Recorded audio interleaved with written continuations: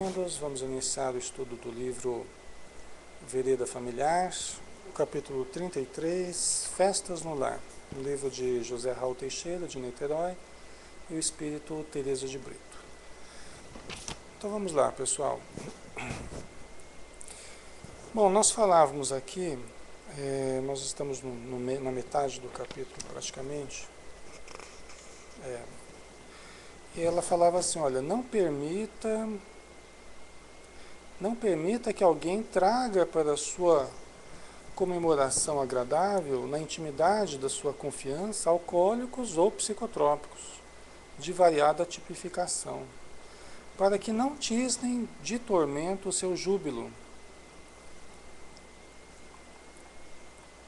Então nós falávamos sobre isso. A Teresa de Brito comentava que na sua casa você deve saber o que você permite na sua casa. Você deve saber, né, o que você permite que as pessoas tragam para ser usado dentro da sua casa. Então ela diz, olha, não permita alcoólicos ou psicotrópicos, alguma outra droga. O álcool é uma droga lícita, né, mas não deixa de ser uma droga. Tá? Nós não podemos perder isso de vista, não deixa de ser uma droga. É considerada pelos especialistas o maior problema, o que mais preocupa os especialistas na área de saúde, na área da drogadição, vamos dizer assim, é o álcool, porque é o que está gerando mais problemas em volume, né? No planeta inteiro é o álcool, porque é uma droga lícita. O problema do álcool é muito antigo com a humanidade, tá? Porque é a droga praticamente mais antiga, então ela está profundamente enraizada nos nossos inconscientes, até na genética, né? Porque a gente sabe hoje que o problema do alcoolismo é também genético. É porque faz tanto tempo que nós estamos tendo problema, o planeta tem problema com o álcool, faz tanto tempo que isso está enraizado até já na constituição genética já. E às vezes a gente não sabe, nós já temos uma certa predisposição. Às vezes a pessoa não sabe, ela tem uma predisposição. Nós não nos conhecemos direito, nós não nos conhecemos. Né, Joel? O Joel está dizendo, é muito forte, né? Então, tem raízes milenares na nossa sociedade, a questão do álcool, tá? Por isso que todo cuidado é pouco, porque nós não nos conhecemos. Nós não nos conhecemos. Eu vou me conhecendo ao longo do tempo, ao longo da encarnação, nós vamos nos conhecendo. Hoje, eu com 40 e alguns anos aqui, 42 anos, eu me conheço melhor do que quando eu tinha 20 anos, logicamente. Conforme a gente vai se deparando com as situações do dia a dia, a gente vai se conhecendo se a gente é forte, se a gente não é tão forte, se a gente consegue, se a gente não consegue, conforme as situações vão aparecendo, né? Então, às vezes, a pessoa, principalmente o pessoal mais jovem, que acha que pode tudo, acha que aguenta tudo, acha que vai dar conta de tudo, muitas vezes não mediu ainda os seus limites, né? E quando vai perceber, né, já está perdendo o controle da situação, porque achava que era forte o suficiente. Mas vai que tenha lá um problema genético, ou mesmo que não seja genético, um problema mesmo comportamental, né, que não chega a ser fisiológico, mas é um problema comportamental enraizado no inconsciente lá. Como é que faz, né? A sereia, graças a Deus, já não bebo mais, nem de vez em quando, como fazia no caso de vinho, que adorava. E olha, não me faz falta nenhuma. Preocupa-me sobremaneira o modo como está sendo consumido tão precocemente, de forma desajustada. Não é verdade, seria verdade. E, inclusive, por exemplo, quem lida com a mediunidade, olha, uma coisa que eu já digo para vocês é que não combina, viu? Mediunidade com álcool não combina, de forma alguma. Não combina por vários aspectos, né? Pela sintonia negativa que cria com espíritos infelizes. Às vezes a pessoa já é médium e fica abrindo os canais da sua mediunidade através dessa droga, que não deixa de ser uma droga, né? E que vai facilitar mais ainda a sintonia negativa, né? Então, a gente precisa tomar cuidado, né? Aí ela fala assim, olha, não faça vista grossa, nem se omita. Você não se arrependerá de ter mantido o equilíbrio e a paz. Você não se arrependerá de ter mantido o equilíbrio e a paz. Gente, tem coisas na nossa vida que a gente tem que perguntar. Tá, eu gosto de certa coisa. Ok, eu gosto. Tudo bem, eu aceito isso, né? Mas eu preciso. Né? Eu até gosto de tomar uma... Né? Vamos pensar, a pessoa pode dizer, até gosto, né? Mas eu preciso. Vai me fazer tanta falta assim? Em vista dos riscos, em vista dos perigos, vale a pena? Né? Com tanta coisa negativa que tem girando em torno do álcool, vale a pena? Não vale a pena. Então, eu sou da opinião que todas essas coisas que a gente vai percebendo que, na verdade, pode se constituir risco e não acrescenta nada, por que a gente vai ficar aí correndo risco? Né? Se a gente pode adotar uma atitude prudente, uma atitude equilibrada, não é? Se a gente pode adotar uma atitude cuidadosa, já que a gente não se conhece direito e a gente não sabe o que a gente andou fazendo das encarnações passadas aí, é melhor ter uma atitude cuidadosa. O álcool, ele é uma droga depressora, não é estimulante. Tem muita gente que acha que o álcool é estimulante, né? Mas o álcool não é estimulante, o álcool é depressor, é uma droga depressora, tá? Isso qualquer especialista na área vai saber. É uma droga depressora do sistema nervoso, só que o álcool ele deprime a área nobre do nosso sistema nervoso. O lobo frontal, a área das funções superiores do sistema nervoso, a área do superconsciente, do self, da ética mais refinada, do controle emocional, tá? Então, a primeira coisa que o álcool faz é deprimir a área mais nobre. Olha só que coisa. Tudo que a gente está fazendo em termos de mediunidade, em termos de estudo, em termos de crescimento moral, né, de desenvolvimento da nossa maturidade, do senso moral, tudo o que nós estamos fazendo é estimular a atividade superconsciente. Aí a gente vai lá e joga uma droga que vai deprimir a atividade superior do nosso sistema nervoso, da nossa mente. Tem sentido isso? Não tem sentido nenhum, não é? Os espíritos falam, Calderaro fala lá no livro No Mundo Maior, que existem materiais de ordem sublimada no lobo frontal. Existe uma química sublimada. Aí a gente apaga essa área e é lançado lá para o inconsciente, é lançado lá para o passado evolutivo.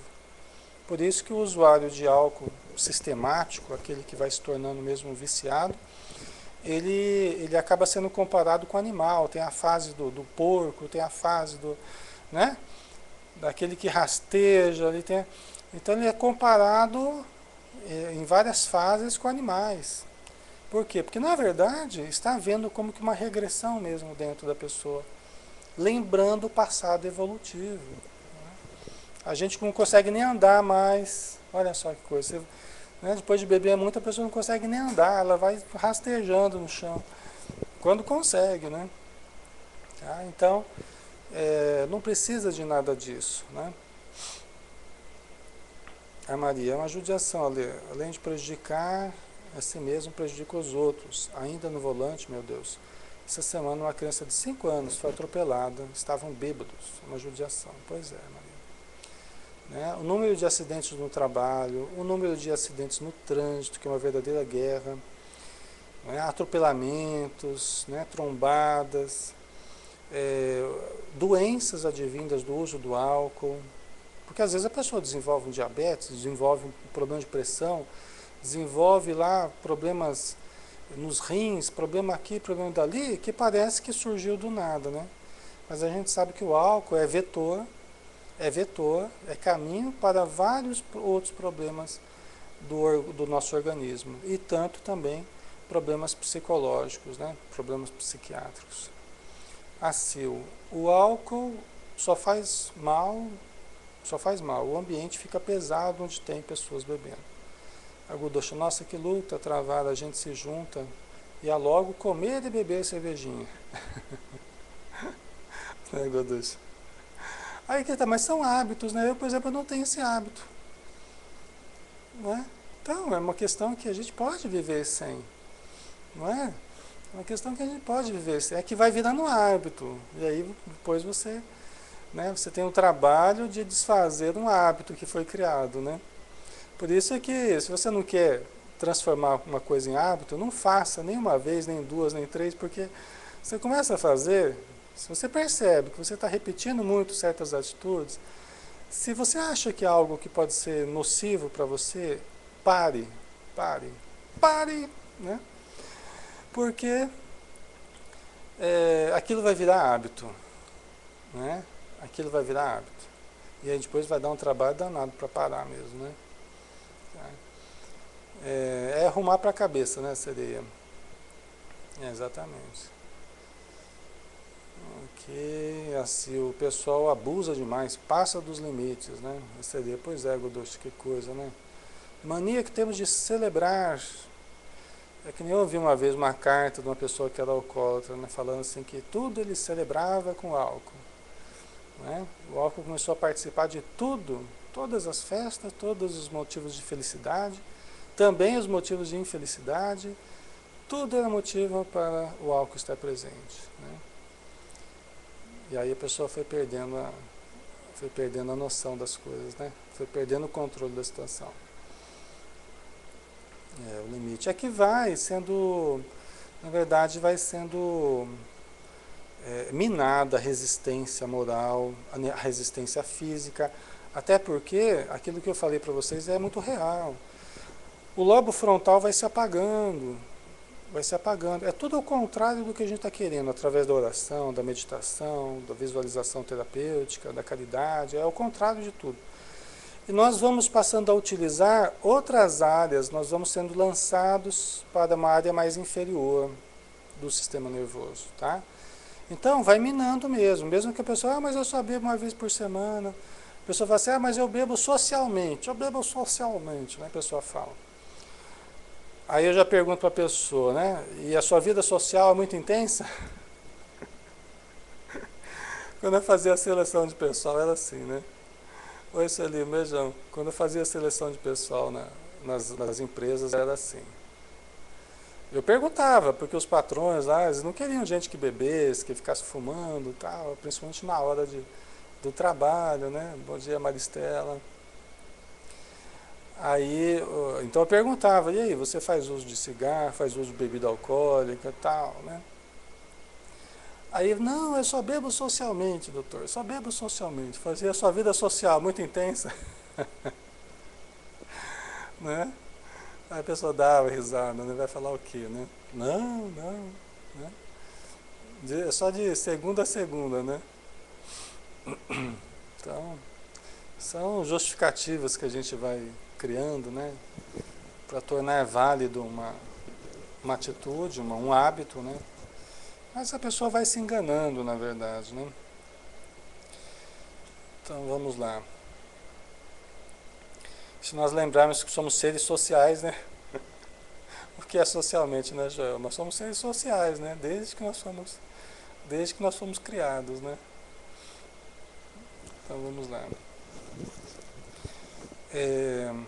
Não se abale se alguém contrafeito queixar-se pela falta disso ou daquilo.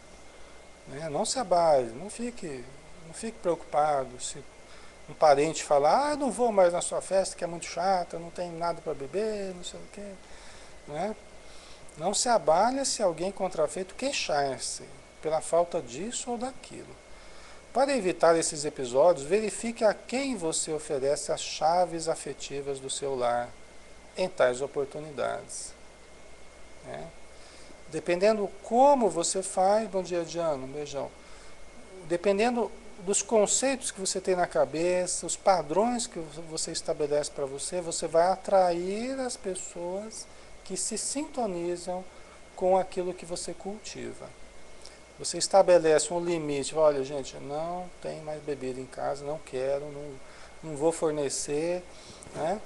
Então aqueles que gostavam de ir para beber sempre, que dava aquele show, era sempre aquele show, e às vezes até criava situações constrangedoras na sua festa, essas pessoas começam a achar chato, começam a achar chata a sua festa. E a tendência é começarem a não ir mais na sua festa. A tendência é começarem a não ir mais. Ah, lá é muito chato, lá fulano não deixa beber, não deixa... Então, naturalmente, a sintonia vai mudando e a formação desse grupo, a formação de uma celebração, de uma festividade vai mudando também. Tá? Vai mudando. Eu acho lamentável, por exemplo, na nossa cidade aqui, não sei há quanto tempo que começou isso, mas inventaram um negócio de Oktoberfest aí. Que é uma cidade de origem alemã, não sei o que lá. Aí inventaram a tal de Oktoberfest na nossa cidade aqui. Pra quê? Eu pergunto, pra quê? A festa é muito ruim. A festa que fazem não é bem feita, não é legal. Mas além disso, acaba chamando a atenção e acaba atraindo, sintonizando com a região toda, atraindo espíritos, atraindo encarnados, que começam a ter na nossa cidade apenas um motivo de festa e de beber, porque a Oktoberfest, embora se fale muito, né, em Blumenau, uma festa até bonita e tal, mas é para estimular, né, para estimular a bebeção, para estimular a bebida. O ponto central da festa é o chopp, não é? Pode falar o que, mas eu gosto da batata, e outro gosta né? Gosta dos pratos típicos, não sei o quê. Mas no final das contas, o auge da coisa ali é o bebê, né? Então eu acho lamentável, porque na verdade, em termos de cidade, a gente acaba perdendo muito, né? O esporte acaba sendo feito, por exemplo, no ginásio de esportes. Na nossa cidade aqui é usado o ginásio de esportes, né?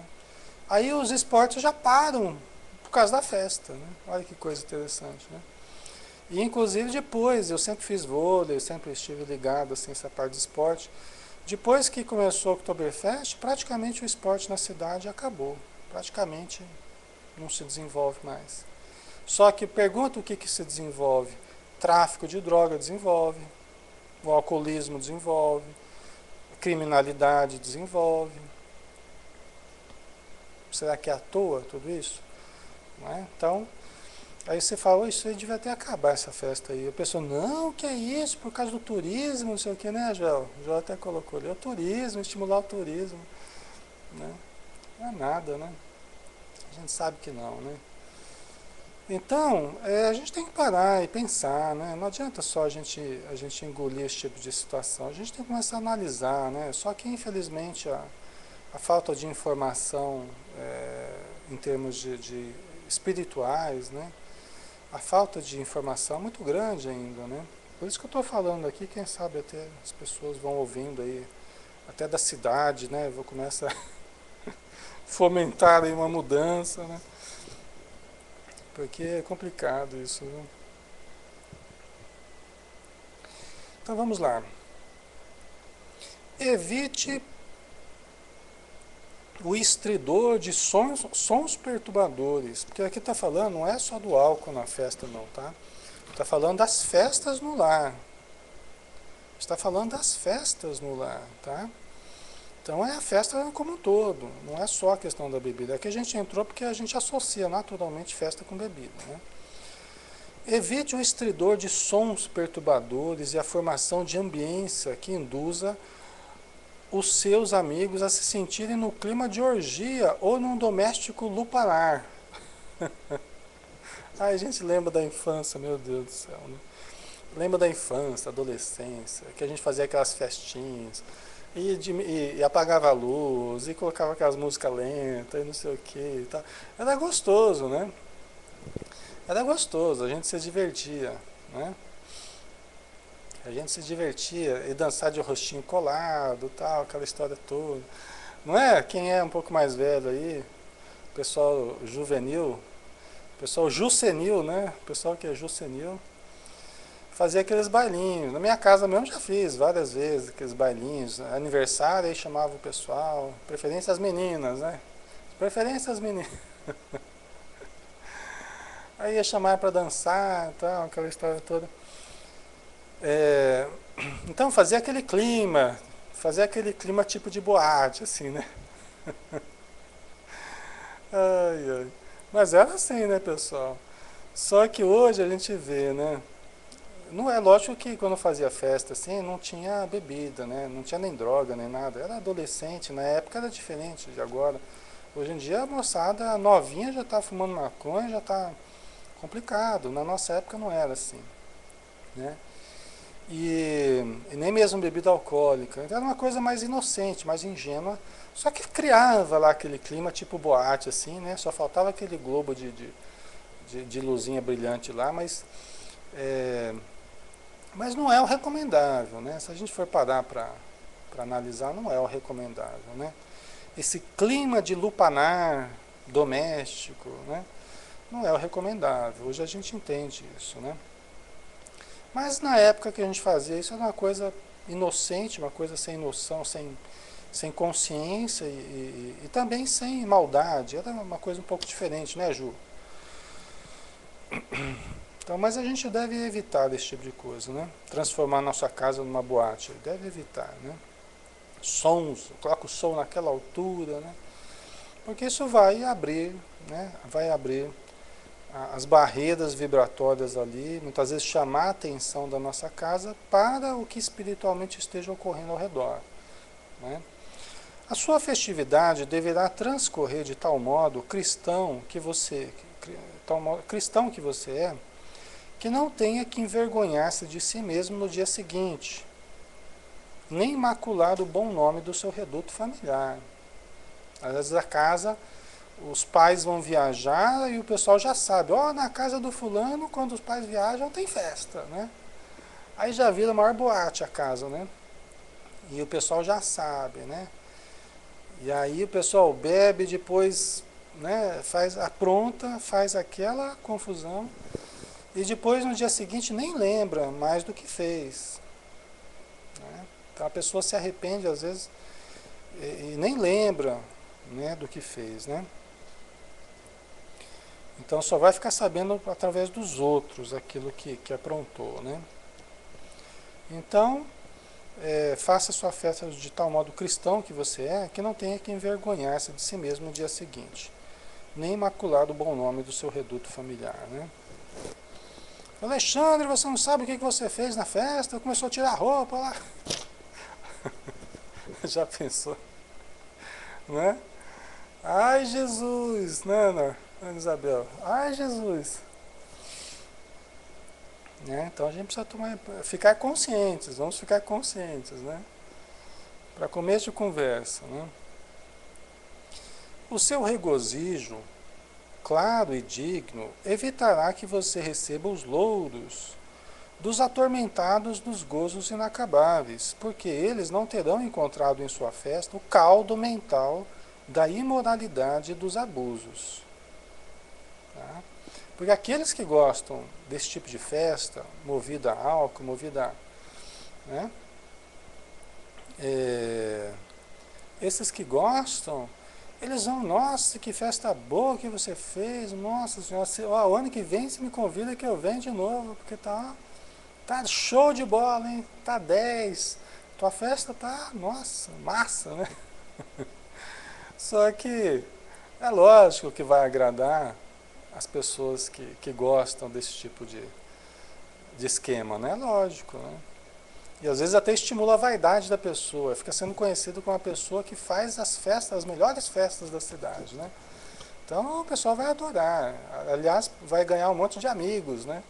Só que são aqueles amigões que talvez a gente não precisasse nem ter, né? Talvez até fosse o melhor nem ter, né? Ana, triste de quem precisa de um copo na mão para se divertir. E o pior é que a gente vê, né, Ana, a gente vê, por exemplo, nos Facebook da vida, nos Orkut, nessas redes, né, que a gente participa, a gente vê às vezes meninas com 12, 13 anos, né, com as baladinhas, as festinhas para lá e para cá, já com um copão de cerveja na mão, um copão de, né? E isso é lamentável também, né?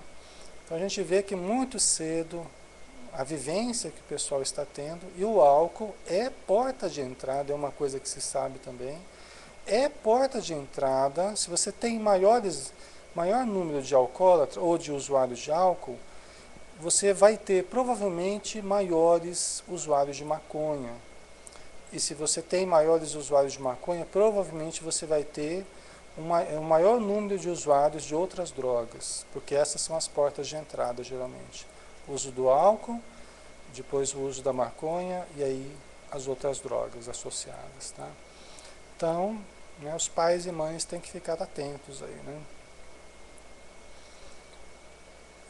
A Val, tem até uma música que fala disso, né? Casa liberada, os velhos viajando, vem à noite e o bicho tá pegando. É isso aí.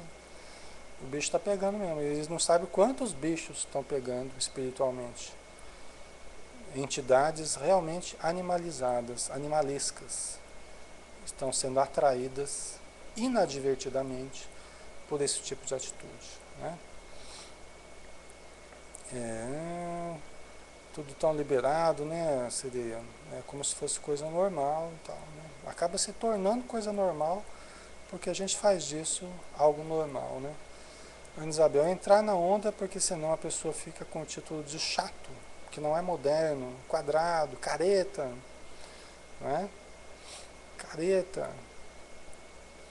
Isso me ajudou muito durante a minha adolescência. Eu vou falar para vocês, tive lá os meus momentos também de tomar um pilequinho, tive, tá? Eu confesso para vocês aqui.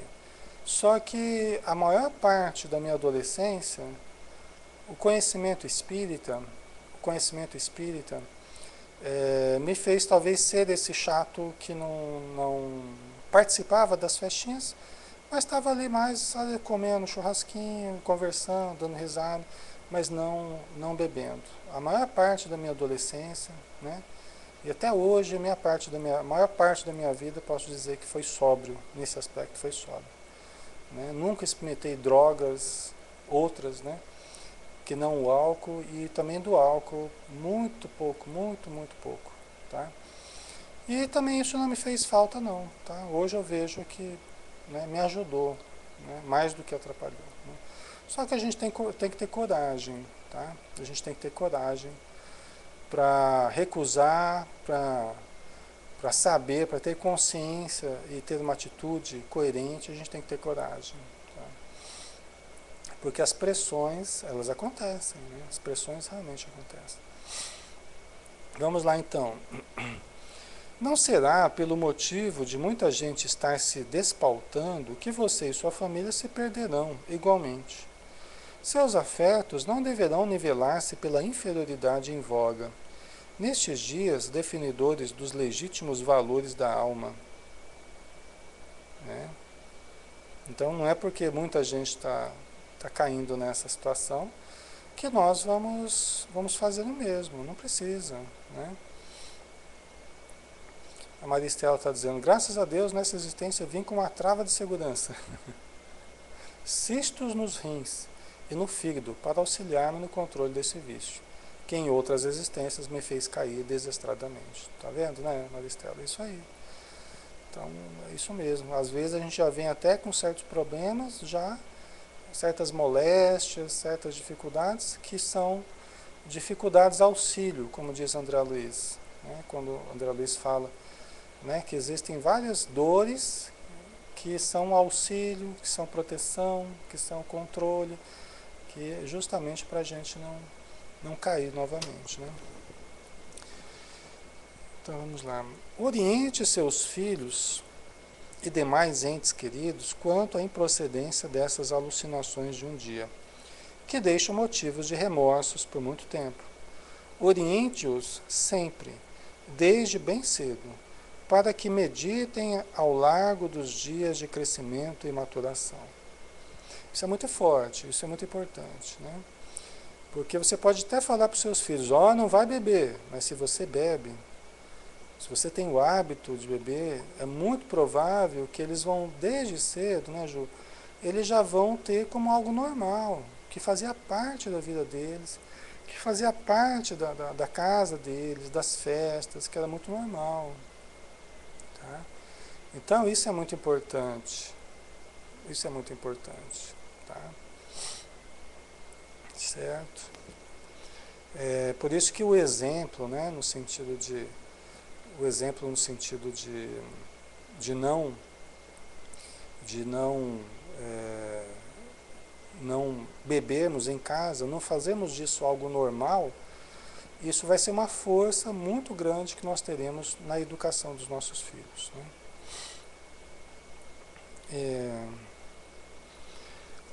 Antes e depois de suas comemorações domésticas, ore a Deus, aquilo que a gente estava falando na semana passada, né?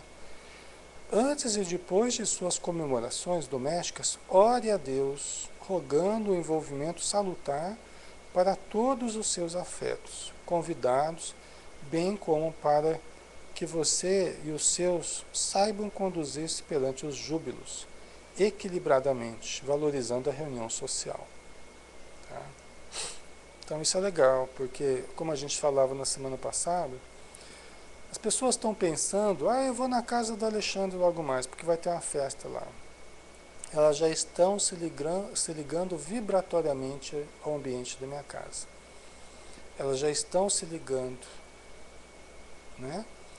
Os espíritos, né, já estão se ligando, a energia que está gerando. Eu percebo, por exemplo, o dia de festa em casa, eu percebo, embora a gente tome cuidado no como a gente faz, mas eu percebo uma alteração no ambiente. Eu percebo. Por mais que sejam familiares, pessoas conhecidas e tal.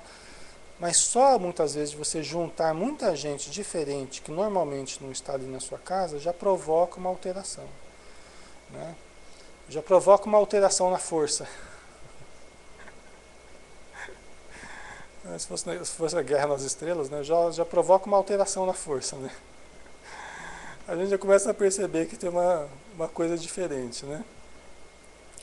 Então, isso é normal, perfeitamente normal. É perfeitamente normal. Tá? Por isso que fazendo uma prece, há uma tendência, que nem eu falei, às vezes está preparando para a festa, arrumando a casa e tal, há uma tendência, às vezes, de haver discussão, um se irritar, o outro se irritar, às vezes por quê?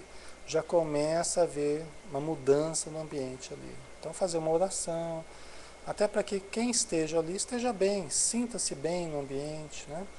E depois da festa é interessante até para haver uma higienização, cada um vai estar ali, vai deixar as suas vibrações, de certo modo, ali no ambiente. Tá? Então é interessante fazer uma prece no sentido de equilibrar, voltar ao seu normal, voltar ao que você está acostumado. Né? A Ju, eu tive exemplos muito ruins, não é fácil mudar isso. Né?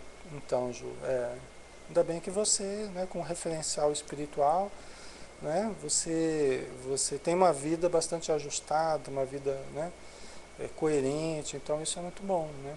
A importância do espiritismo, né, Ju? Val, Alexandre, e quando acontece o contrário, eu posso estar com dor. Se tomo 1 ou 2 latinhas de cerveja, fico bem. Relaxa a musculatura, eu até dou conta de dançar. Mas eu não faço isso sempre, já faz mais de 2 meses da última vez que fui. Então, Val, a questão é um problema quando a gente começa a se sentir bem, quando começa a fazer uso medicamentoso do... A gente começa a fazer uso medicamentoso do álcool, né? Começa a fazer uso medicamentoso da maconha, uso medicamentoso, né? É um problema, porque até algumas pessoas com algumas dificuldades, por exemplo, timidez, né, inibição, insegurança, ou às vezes até a pessoa muito tensa, ela começa naturalmente a querer fazer uso medicamentoso, entre aspas, né? Uso medicamentoso de certas drogas, né? a título de se sentir melhor. Só que ao mesmo tempo é uma armadilha, né, Val? É uma armadilha, porque tem muita gente que se tornou viciado justamente porque era muito tímido, por exemplo, né? Então a pessoa se soltava, por quê? Porque você, apagando aqui o superconsciente, você também relaxa os controles que normalmente você exerce sobre você. Então você se solta, porque você inibe aquilo que estava te inibindo. Não absolutamente, não quer dizer que a nossa área superior é a área que inibe a gente. Tá? Mas existem alguns controles que são inibidos, então a pessoa se solta. Tá? Só que aí ela começa a precisar cada vez mais de usar para toda vez se soltar, né? Ou para vencer da insegurança. Na verdade, a gente precisava trabalhar essa questão da insegurança. A gente precisava se conhecer, aprender a relaxar, né? E até usar determinada medicação, se a questão for relaxar o organismo, né? Ou se tranquilizar, e utilizar alguma medicação controlada, indicada pelo médico, acompanhada pelo médico, pelo psiquiatra, né? O tratamento psicológico, que vai ajudar a gente a vencer certas dificuldades, sem que seja preciso a gente criar uma dependência para se sentir melhor. Tá? Então, aí realmente seria uma atitude terapêutica, né? Eu conheço muitas pessoas que usam maconha porque, olha, eu durmo bem quando uso maconha, tal, não sei o quê, né? Mas começa a virar uma dependência, né? Então tem essa questão.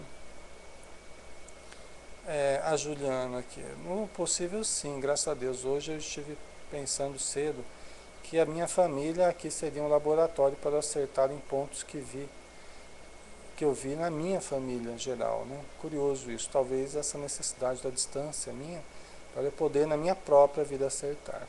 Então, às vezes a gente precisa de alguma distância mesmo, né? Até para não se deixar influenciar pela família geral aí, né? Então, mas cada um sabe o que é melhor para si, né? Então vamos lá, vamos continuar aqui, estamos quase terminando, pessoal. Ela diz assim, olha, o Mestre Jesus, cujo nascimento entre nós no mundo foi anunciado como mensagem de alegria para a humanidade, participou das festividades populares quanto das solenidades em família, deixando a sua marca de respeito e grandeza espiritual, demonstrando que esse deve ser o sentido de todas as nossas festas, né? Quer dizer, o respeito e a grandeza espiritual, né? O respeito e a grandeza espiritual. Na verdade, Jesus fala, mas Jesus ele bebia, Jesus ele multiplicou, não, ele transformou água em vinho.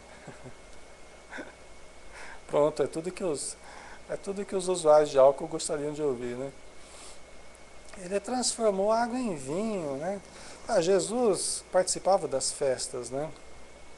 Jesus ele gostava de estar nos momentos de alegria, de celebração, né? Ele gostava porque ele até comparou o reino dos céus a festas, né? Ele comparou o reino dos céus a uma festa de casamento, a parábola do festim de bodas, né? Ele comparou mesmo o reino dos céus a uma festa de casamento, onde há alegria, onde há abundância, né? Eu estava lembrando aqui do Sérgio Felipe naquela palestra que ele fala aqui, porque ele não fala mais abundância nas palestras dele. Eu estava assistindo e dando risada, né? Que a filhinha dele falou assim, pai, abundância o que é? Doença na bunda? Aí toda vez que, vixe, o palestrante falou bunda na palestra, né? Vai ser um escândalo, né? Agora quando eu falo abundância eu fico lembrando daquela palestra do Sérgio Felipe lá. Porque quando eu era criança também, eu ouvia falar em abundância, eu falava, tem alguma coisa ali com bunda, né? Não tem nada a ver, não tem nada a ver, tá? Mas enfim, né? A festa de casamento, né? Onde você tem a união, onde você tem a celebração, onde você tem a alegria, onde você tem a fartura, a fartura, né? Onde você tem motivos de alegria, né? Ele comparou o reino dos céus a isso, né? Interessante, né? Só que existe em tudo que Jesus fez, existe um simbolismo. Jesus, por exemplo, quando ele transformou a água em vinho, ele até não queria. Ele falou, olha, né, se esquivou. Aí a mãe dele, filho, pô, dá uma força lá, pô. Casamento, casal fresquinho, o casal acabou de casar ali e, e acabou o vinho, pô, vai ficar chato. Né? Eram conhecidos dele, vai ficar chato, né? Aí a mãe dele fez uma pressão lá, né? Ele falou, filho, né, façam o que ele mandar. Nem questionou, né? Coisa de mãe mesmo, né? Mandou praticamente, né? Aí Jesus pediu que eles trouxessem uns recipientes grandes, né? E enchessem de água, né?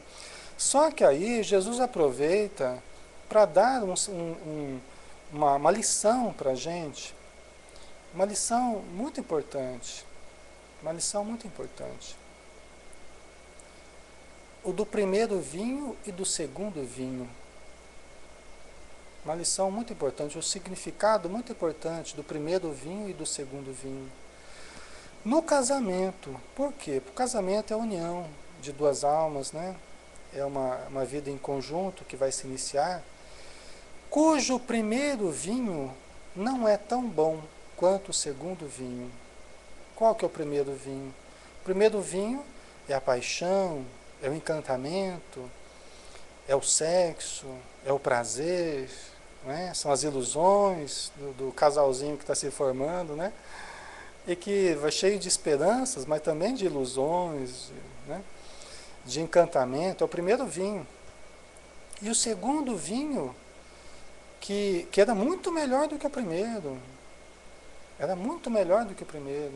Olha a lição que Jesus deu no casamento. Por que ele fez isso no casamento? Porque o segundo vinho é o vinho da amizade, é o vinho do respeito, da consideração, da ajuda mútua, que é o que vem depois, que é muito melhor do que o primeiro vinho. Vocês entendem? Então olha o simbolismo disso, olha o significado, né? Que é muito importante. Então Jesus ele não perdia nenhuma oportunidade, tudo que ele fazia tinha significados mais profundos, né? É que às vezes a gente ainda não compreende, devagarzinho a gente vai compreendendo esses significados. Então a questão do vinho, de beber ou não beber, se era suco de uva, se era alcoólico, isso aí passa a ser irrelevante para nós. Porque a gente sabe os problemas advindos hoje do álcool, né? Mas os significados profundos, porque ele não fez nada para a matéria, ele fez tudo para o espírito. Ele não fez nada para a matéria. Até quando ele multiplicou os pães, os peixes lá, a lição era a lição da cooperação, era a lição do repartir, a lição do cooperativismo. Não era apenas matar a fome das pessoas, também. Mas o sentido mais profundo era o sentido espiritual, né? Então isso a gente precisa encontrar sempre, né, nas lições de Jesus. Então vamos lá, vamos terminar aqui, né? Então falava, né, de Jesus, tal, que ele gostava de ir nas festividades, tal, deixando a sua marca de respeito e grandeza espiritual. Tá? A festa da alma, a que realizamos junto aos seres amados, seja ante a mesa abençoada, farta ou não, terá o objetivo de galgarmos a sensibilidade superior no convívio íntimo com aquele que é capaz de converter a água clara da nossa vibração sincera em vinho capitoso para o espírito sequioso, quanto de multiplicar o pão singelo da nossa fidelidade ao bem, para que ele aplaque a fome de fraternidade. Olha bem as coisas que eu estava falando, né? Que é do vinho lá e do pão, né? Da multiplicação do pão, né? Então, quanto de multiplicar o pão singelo da nossa fidelidade ao bem, para que ele aplaque a fome de fraternidade e de ternura de tantos corações à nossa volta. Né? Que legal, né? Bonito isso, né? Da Teresa de Brito aqui. Muito legal.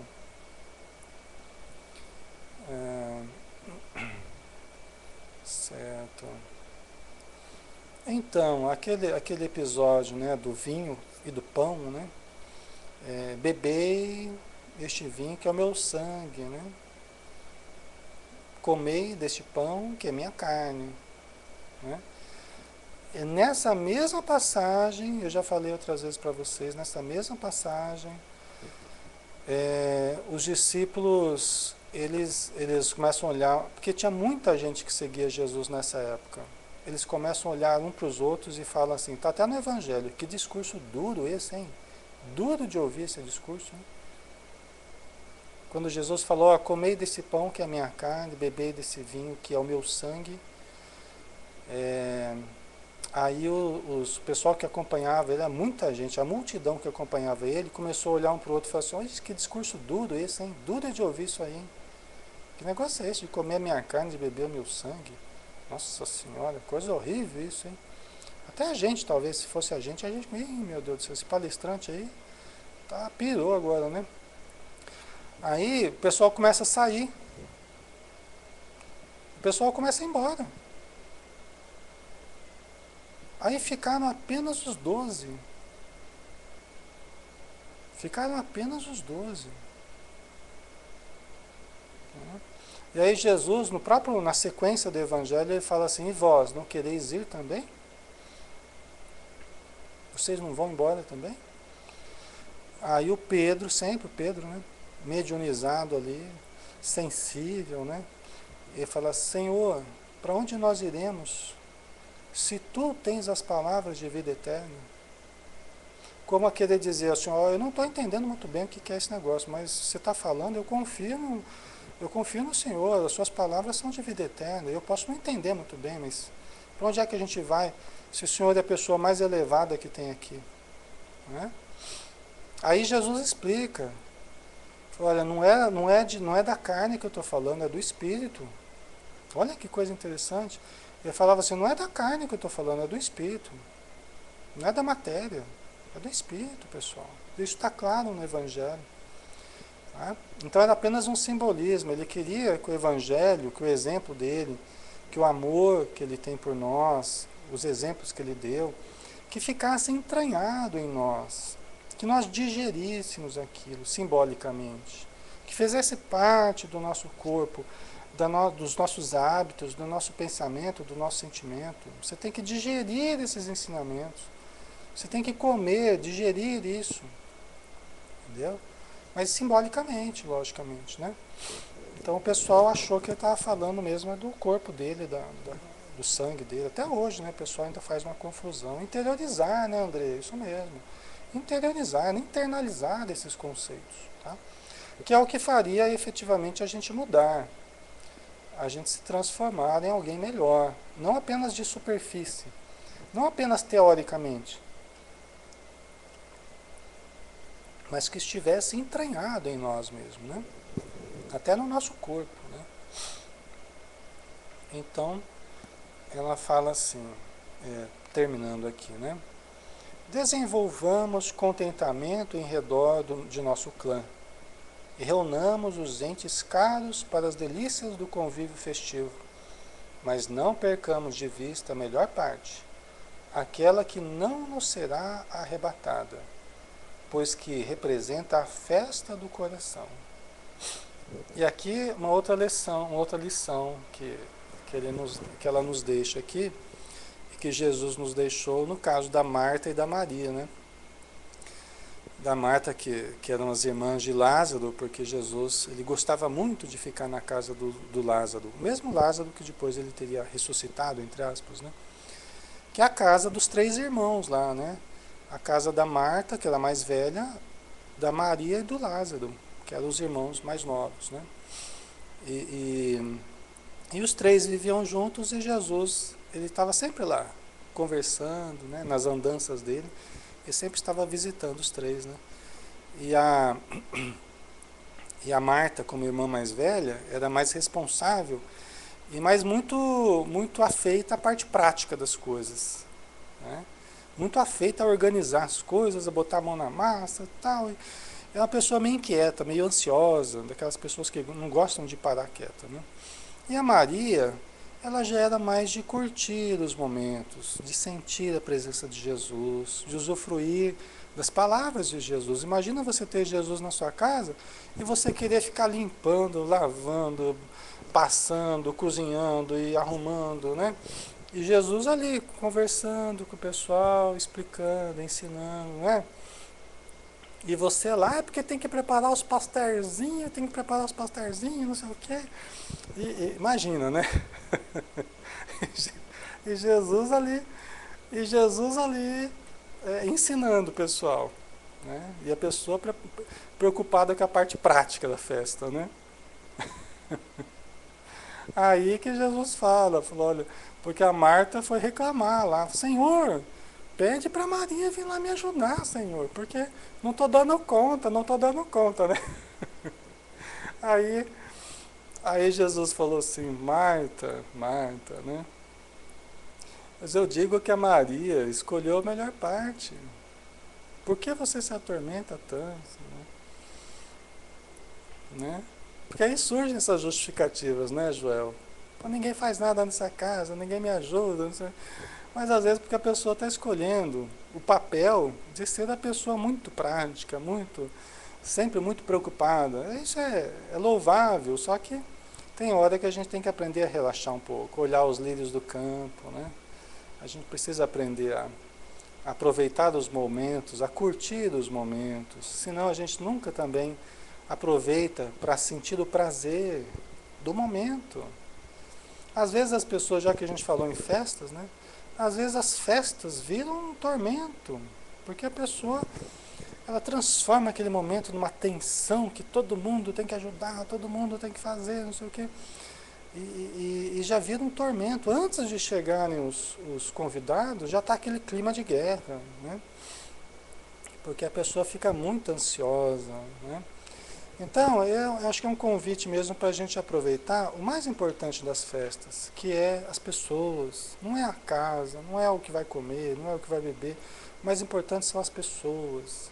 É a alegria, né? A confraternização, é o prazer de estarmos juntos. Isso é o mais importante. Isso que a gente não pode perder de vista. Nem em casamento, nem em aniversário, nem em qualquer outra celebração. O mais importante, o significado é a estarmos juntos e sentirmos prazer em estarmos juntos, de forma lúcida, de preferência, né? Ok, pessoal, então nós vamos finalizando por aqui hoje, já 9 horas em ponto, né? Nós agradecemos de coração aí a participação de todos, o carinho de todos vocês, tá? Tanto no Pautalk quanto no Facebook. Então fiquem com Deus e semana que vem a gente continua o nosso estudo aí. A semana que vem nós temos o último capítulo do livro Vereda Familiar, tá? Logicamente depois nós vamos dar continuidade a outros estudos, né? Mas nós teremos esse último capítulo aí, tá bom? Que é, vamos ver daqui, e está chegando mesmo, né? Natal no lar. Natal no lar. Tá? Já é bom que a gente já vai preparando para o Natal, aí, que daqui a pouco já tá, né? Começa o trem, daqui a pouco começa, né? Estamos entrando em novembro aí, daqui a pouco começa aí as preparações, né? Das festividades. Primeiro tem finados, né? Verdade. Então tá bom, pessoal. Um grande abraço. Fiquem com Deus, tá? Até a próxima.